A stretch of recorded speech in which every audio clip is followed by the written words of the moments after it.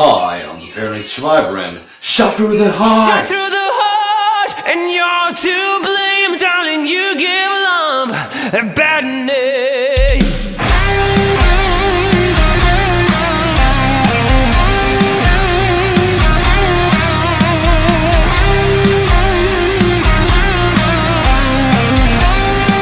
It's been over 30 years since the lavishly flashy, insanely energetic era of the 80s. Action movies, zombies, voodoo, mafia, discos, garish colors, and so much cocaine. Are all staples you won't soon forget are actually Paradoxically, remembering more and more.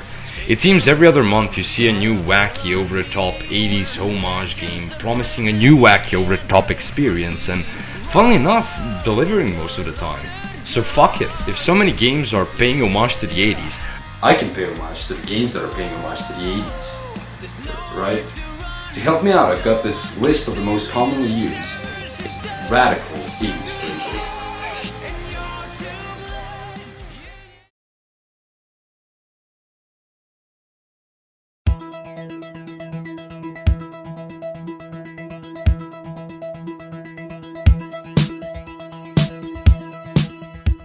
Hey kids, have you seen Scarface? Well, how would you like to be as tubular characters? drive over people, shoot stuff, take drugs, and explosions! Well, then you'll love GTA Vice City, the game that started the movement way back in 2002. Still my favorite GTA game. It not only hit the aesthetics perfectly, but also incorporated the gameplay and story to explore every theme the 80s had to offer, including bikers, voodoo, porn, and more. Are we sure this was such a lighthearted decade after? My main gripe with the game is that the gameplay itself was still GTA, which isn't that fitting for the setting. Yet, thankfully, not every AAA game that tried this failed. Case in point, Blood Dragon. I pity the fool who hasn't played this after Far Cry 3, since you get to ride a fucking laser shooting T-Rex. How fucking bodacious is that? I sincerely regret bringing this shit out, by the way. Blood Dragon was, to me, more enjoyable since it actually focused on the entertainment industry, making fun of every single action movie of that time. Even fucking Snake. You will be avenged! You got a completely new map remade to include lasers, neon, and a gnarly soundtrack.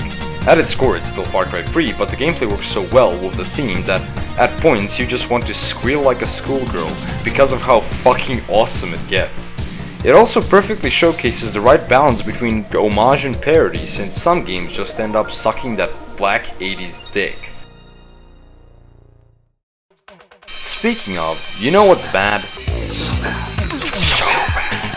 Retro City Rampage. Seriously though, our first indie title might not be terrible, but it's oftentimes borderline unplayable. And when compared to another indie game with the same thematic, Hotline Miami, it more than falls short. RCR focused on games. The more efforts you put in, the better it will be. Well, guess what? That's not how it works. developer's main interest was to make people relive the nostalgia they had while playing the games, and as such it succeeds because it's buttfuck difficult and frustrating. However, Hotline Miami decides to do the same thing Blood Dragon does, leaving the general tone, modernize the core.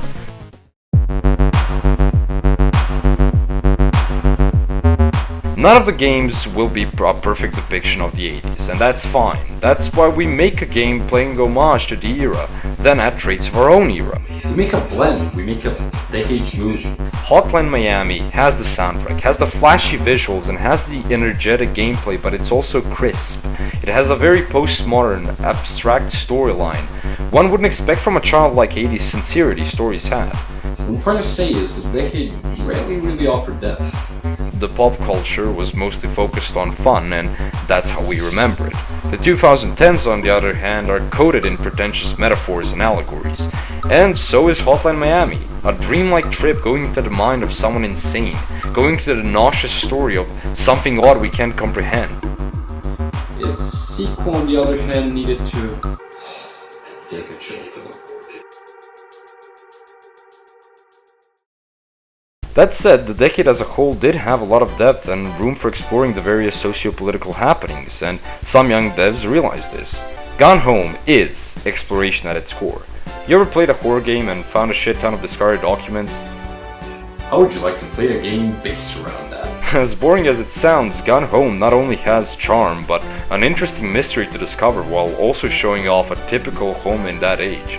The mystery itself is a bit overly dramatic and certainly needs both length and polish, but it's uniquely interesting and conveys the entire ideology and atmosphere without having to use neon and explosions. Perhaps a better example would be Papers, Please. A game that doesn't have anything to do with America or the entertainment industry?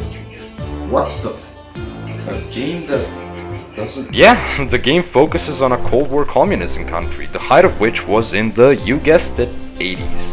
And while this game deserves a completely different video, it's certainly one of the most complex and morally questionable games out there, even though you're literally just border control. It's really intense and has an atmosphere of dread unlike most similar games. Highly recommended. As much as I'd like to talk about this for days, this is just a snippet of what's out there and what you can find, while even more so being only a snippet of how creative games can be with a relatively constricting thematic. From delving into crime empires to just exploring your old house, we can only guess what else is waiting, since the 80s are sure to live on for centuries and keep being bodacious. Thanks for watching, guys, and for those of you who have, thanks for sticking with me because I haven't uploaded a video in a year, as you might have noticed. I do have good reasons for it though. In any case, I'm gonna try and be more frequent with my video making, and also I'm gonna try and broaden my horizons because I'm slowly